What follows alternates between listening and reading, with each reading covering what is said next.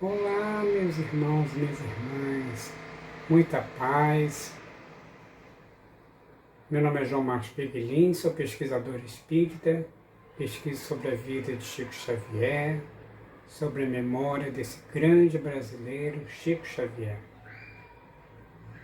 Bem-vindos a mais um episódio de Relembrando Chico Xavier, em que buscamos resgatar a memória desse grande brasileiro através das pesquisas em arquivos, jornais e revistas, para que a gente possa trazer esse material que muitas vezes permanece esquecido ou perdido nas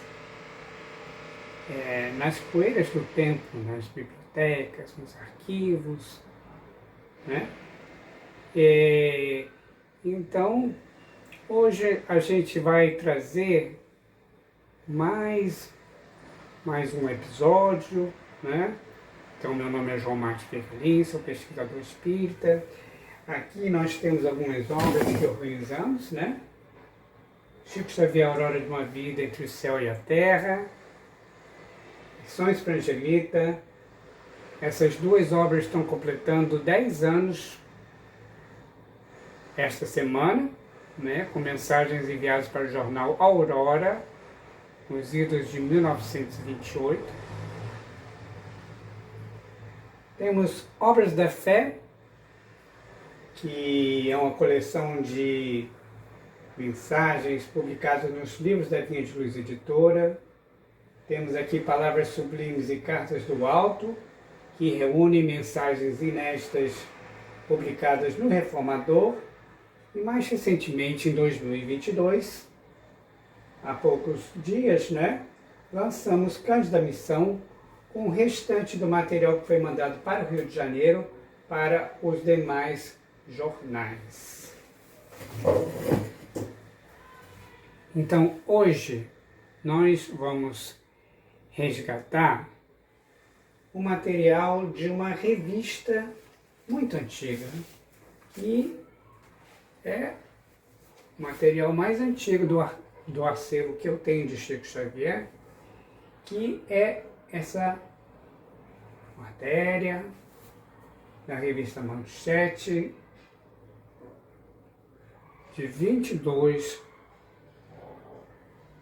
de julho de 1961. Temos aqui a capa da revista, em que está escrito Chico Xavier, na capital do Espiritismo. Então aqui está, né, a revista. Me perdoem aqui, estamos fazendo isso pela primeira vez, às vezes é difícil a gente conseguir encaixar direitinho, né? Mas essa aqui é a matéria, a capa da revista Manchete, de 22 de julho de 1961, e tem na capa Chico Xavier, na capital do Espiritismo. Então aqui está, né, a revista. Me perdoem aqui, estamos fazendo isso pela primeira vez, às vezes é difícil a gente conseguir encaixar direitinho, né? Mas essa aqui é a matéria, a capa da revista Manchete, de 22 de julho de 1961, e tem na capa Chico Xavier, na capital do Espiritismo. Vamos abrir aqui a matéria. E aqui, espero que vocês possam ver uma mensagem de Chico Xavier, uma foto de Chico Xavier, né? Aqui, o datilógrafo Chico Xavier. Aqui também Chico Xavier psicografando. Espero que vocês consigam ver direitinho. E aqui o título da mensagem, da matéria, né? Duas cidades disputam Chico Xavier. Reportagem de Fernando Quinto e fotos de Janquiel.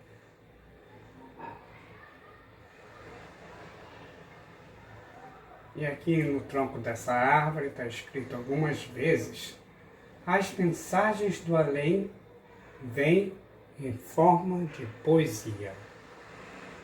Aqui em cima, em azul, espíritos de Uberaba e de Pedro Leopoldo estão dispostos a lutar pela conquista do médium.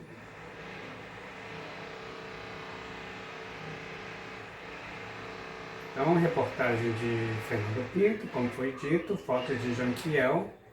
Duas cidades disputam Chico Xavier.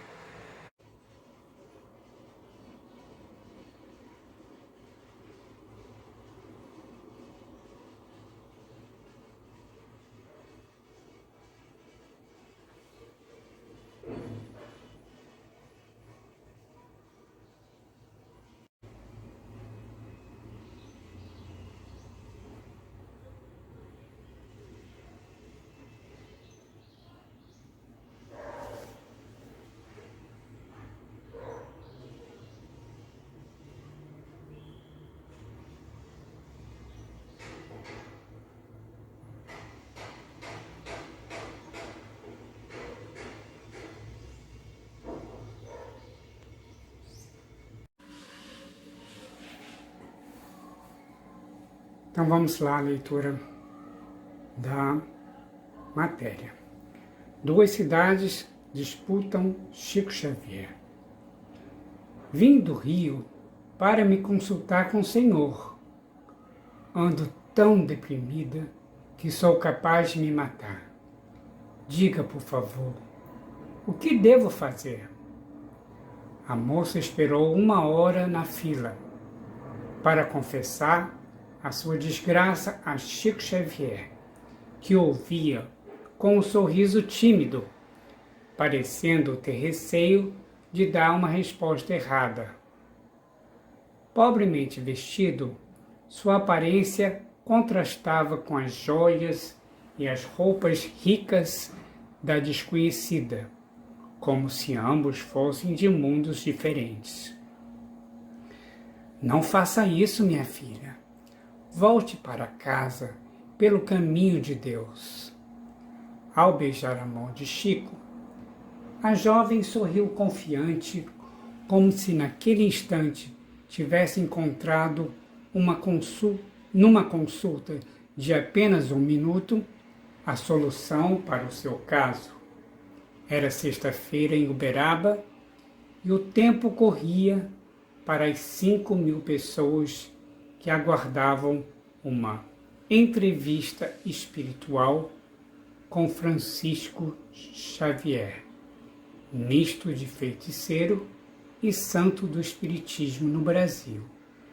Quem perdeu a vez teria de esperar a próxima semana. Então aqui nós temos o título, o subtítulo, né? Chico Xavier, presença de um homem que não usa gravata, pode salvar uma pequena cidade de 7.000 habitantes. No mesmo momento em que Chico Xavier atendia milhares de pessoas em Uberaba, um pequeno grupo de homens e mulheres reunia em volta de uma mesa no Centro Espírita São Luís de Gonzaga, na cidade de Pedro Leopoldo. Ao contrário de antigamente, as sessões dos últimos anos eram vazias e tristes. Desde a saída de Chico, não só os espíritas, mas também a própria cidadezinha estava indo à falência. Hotéis fecharam as portas. Companhias de ônibus restringiram as suas linhas para Belo Horizonte e o comércio andava às moscas. Enquanto os membros do São Luís de Gonzaga intercediam junto às forças do além, os comerciantes pedro-leopoldenses dispunham-se a uma medida mais prática. Iremos buscá-lo, amarrado se for preciso. Uberaba já é rica por seus próprios recursos e não precisamos tanto de Chico. E não precisa tanto de Chico como nós. É uma questão de vida ou de morte. Com 17 centros espíritas registrados e um total aproximado de 25 mil adeptos para uma população de 60 mil habitantes, graças à presença de Francisco Cândido Xavier, Uberaba é hoje capital do espiritismo no Brasil. Da mesma forma que seus irmãos de Pedro Leopoldo, os fiéis uberabenses não admitem a hipótese de perder Chico. Ele nasceu lá, mas morrerá por aqui, e isso ainda vai levar muitos anos. Indiferente a essa divergência, Chico Xavier vive pobremente numa casa de 2 cômodos no bairro da Vila Silva Campos, ao lado da sede principal da Comunhão Espírita Cristã. Com 50 anos de idade, quase cego e sofrendo de reumatismo, mesmo assim Chico levanta-se todos os dias às 5 horas da manhã para regar a horta de legumes que plantou no fundo do quintal. Deste pequeno pedaço de terra que o senhor está vendo, já saiu muito alimento para a sopa dos nossos pobres. Andando geralmente com ternos surrados, sem gravata, o Chico poderia ser hoje um abastado milionário se quisesse, mas não com dinheiro do bolso de seus milhões de seguidores, ou muito menos com o resultado das estafantes consultas que concede à interminável multidão de homens de almas enfermas, que o procuram diariamente. Francisco Cândido Xavier psicografou 66 livros, todos em edições sucessivas e esgotadas, num total de quase 2 milhões de exemplares em língua portuguesa. Com a sua 8ª edição já no prelo, Parnaso de Além Túmulo é o primeiro dessa série, reunindo poesias póstumas de conhecidos escritores brasileiros. O lucro da vendagem desse livro está sendo empregado na manutenção de um grande orfanato espírita em São Paulo. Da mesma forma, toda a vantagem financeira que for auferida da coleção de Chico Xavier será revertida em favor de instituições de caridade. Mas ele não gosta de contar vantagens sobre isso, toda vez que é solicitado a falar a respeito. Não fiz nada que não possa, não fiz nada de que possa me orgulhar. Apenas com a ajuda do alto, espalhei umas pequenas e humildes sementes, na esperança de remediar os sofrimentos de meus irmãos. Há muita gente que passa fome por não ter saúde para trabalhar. Ao mencionar esse fato, Chico esquece o seu próprio caso. Apesar de doente, cego de um olho e apenas com 20% da visão no outro, ele todos os dias comparece à repartição para o expediente de rotina. Funcionário do Ministério da Agricultura há 30 anos, ocupando um modesto cargo de datilógrafo, Chico Xavier ganhava até alguns dias atrás pouco mais de 8 mil cruzeiros mensais, recebendo atualmente 16 mil com a lei de paridade. Filântropo incorrigível, distribui praticamente o seu ordenado com os que lhes batem a porta em busca de uma esmola. Para os adeptos de Allan Kardec, as obras de caridade é que salvam o homem. Mas para os mais ferrenhos defensores dessa tese, Chico ultrapassou os limites. Às vezes, chega ao ponto de não ter em casa uma camisa para vestir. Por isso, os membros do Centro Espírita estão sempre vigiando Chico a fim de evitar excessos. Quando ele sai às ruas de Uberaba, é sempre acompanhado de perto por aqueles que se esforçam para evitar seu desgaste físico. Mas isso não adianta muito, pois o mais famoso médium no Brasil é um tipo de teimoso que sempre vence a resistência alheia com um sorriso. Não posso me esconder dos meus irmãos que aqui vêm me procurar. Antes, eles iam a Pedro Leopoldo. A maior parte deles mora no meu coração. Dotado de memória extraordinária, Chico nunca se esquece de um nome depois de ouvi-lo. Confessa que normalmente não consegue reconhecer ninguém pela fisionomia, porque a vista não ajuda muito.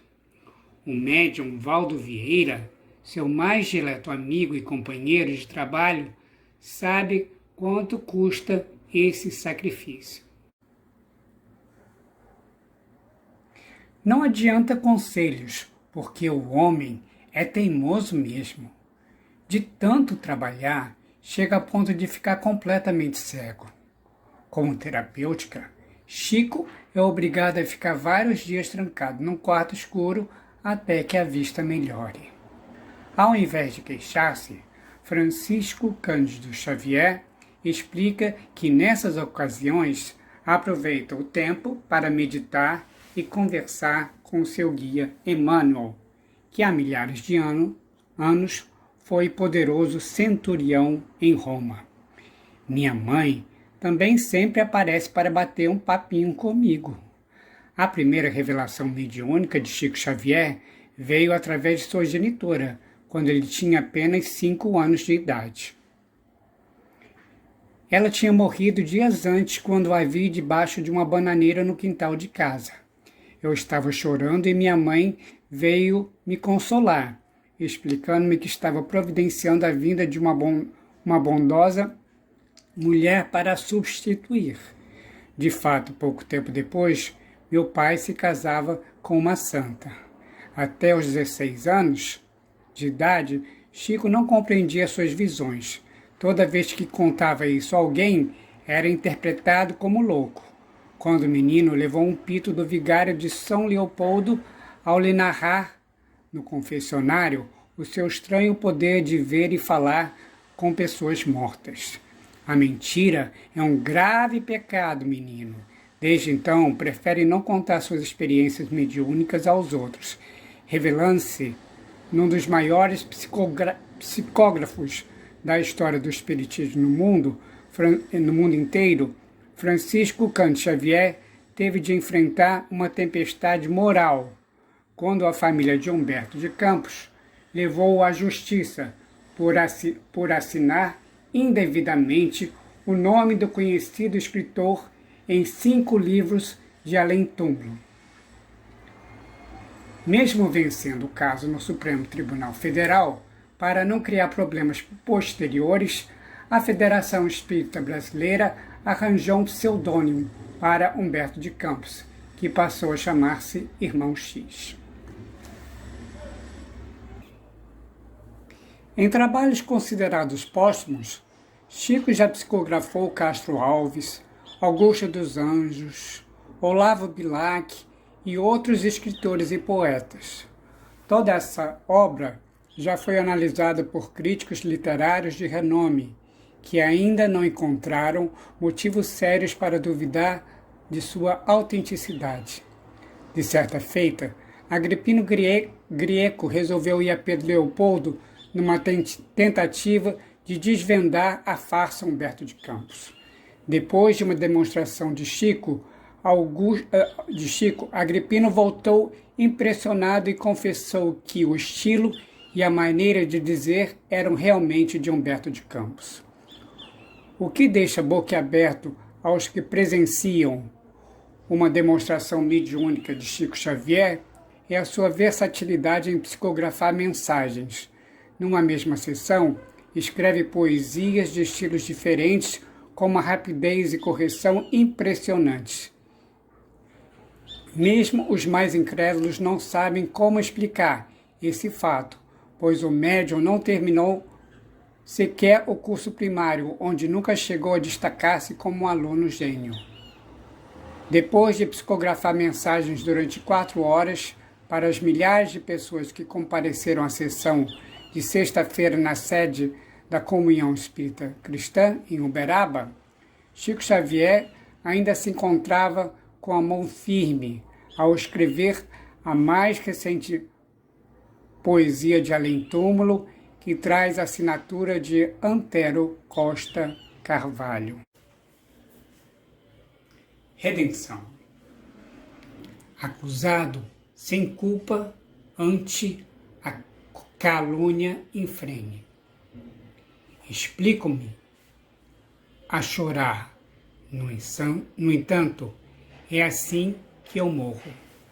Deus, ampara-me. Ó Deus, exoro por socorro, sem que a força do céu me responda ou me acene. N'alma, remorso algum, nada que me condene. Nas raias da agonia, em pranto, jorro a jorro. A ablução da oração é o teto a que recorro, por render-me sem mágoas ao minuto solene. Mas quando o corpo tomba, exânime e cansado, vejo-me austero, algoz, a rugir no passado, em vômitos de lama e cólera assassina. O lobo então que eu fora, o suplício desterra. Glória à reencarnação, glória às dores da terra, em que se cumpre a lei da justiça divina. Então concluímos esta matéria da revista Manchete. Então, meus irmãos e minhas irmãs, espero que vocês tenham gostado dessa matéria sobre Chico Xavier, publicada na revista Manchete, de 1961. Uma matéria que nos traz profundas reflexões, que nos mostra o quanto sofrimento que Chico Xavier passou ao longo de todas as vidas. Bem sabemos, todos nós, que Chico perdeu sua mãe quando tinha apenas 5 anos, ela desencarnou, e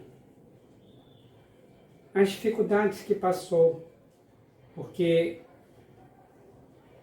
Chico Xavier desde cedo via espíritos. E na cidade de Pedro Leopoldo, ao longo de muito tempo, foi taxado como louco. Então, e também, tendo então a sua mãe desencarnada, ficou a cargo da sua madrinha, que o maltratava também. E desde cedo, Chico Xavier precisou ser o sustento da família, precisou trabalhar desde cedo, por isso ele teve que abandonar os seus estudos para que ele pudesse trabalhar e assim poder sustentar a sua família, que era muito numerosa e quase todos se encontravam desempregados. E então chegamos na época dessa revista, no início dos anos 60, e Chico Xavier já tinha um problema crônico de visão. Conforme ele explica, ele não consegue mais enxergar as pessoas. Ele enxergava somente a sombra das pessoas. E por essa ocasião, ele já havia publicado, segundo a matéria, cerca de 60 livros. Por ocasião da sua desencarnação em 2002, Chico Xavier já havia publicado mais de 400 obras. Então, imaginem como que foi doloroso esse teu trabalho, como foi cansativo esse trabalho, quantas dificuldades ele enfrentou para realizar esse trabalho. Conforme consta na matéria, a visão dele era tão precária que ele precisava se trancar num quarto escuro ao longo de muitos dias para que a vista pudesse melhorar e ele pudesse retomar o seu trabalho. Nessas ocasiões, como ele conta, ele permanecia em meditação com o seu guia espiritual, Emmanuel. Chico Xavier realizou uma vida de caridade, viveu a sua vida toda para o outro. Além de todo esse extenuante trabalho de psicografia, ao longo de toda a vida, por mais de 30 anos, ele trabalhou no Ministério da Agricultura também, em horários muito longos de trabalho. E também, nas noites, tinha as sessões espíritas, nos centros espíritas que ele atuava, né? E tinha, além dessa obra fantástica e tão numerosa de Chico Xavier, podemos acrescentar também as Cartas Consoladoras, um dos trabalhos mais lindos de Chico Xavier para as mães que haviam perdido seus filhos e que estavam, muitas delas não eram espíritas e não acreditavam na continuação da vida, estavam desesperadas e buscavam Chico Xavier e eram consoladas quando recebiam as mensagens de seus filhos, mensagens essas que não poderiam nunca, jamais ser contestadas pela riqueza de detalhes. Podemos acrescentar também na conta de milhares o receituário que ele realizava em todas as sessões, antes das sessões, né? E Chico Xavier, ao longo de toda a vida, também realizou as suas idas à periferia para o encontro da população pobre, carente, que o amava tanto, mas que carecia de tantos recursos. Então, essa figura ímpar do Espiritismo é uma figura que hoje deixa tanta saudade e faz tanta falta. Então, eu espero que vocês tenham gostado dessa matéria, que tenha trazido algumas reflexões necessárias, que tenha trazido luz, que tenham sido uma leitura agradável para vocês, e vamos rogar a Jesus e aos benfeitores espirituais que continuem abençoando Chico Xavier, lá no alto, no mundo espiritual, onde certamente ele não parou de trabalhar e continua realizando essas maravilhas que tanto fez aqui na Terra. Que os bons amigos espirituais o abençoem hoje e sempre, e que possamos estar aqui, em outra oportunidade, trazendo mais um episódio de Relembrando Chico Xavier, resgatando a memória desse inesquecível brasileiro espírita, nos arquivos perdidos de jornais e revistas, para que possamos aprender um pouquinho mais a cada dia com essa figura tão extraordinária. Que os bons amigos espirituais nos abençoem a todos, muita paz e viva Chico Xavier!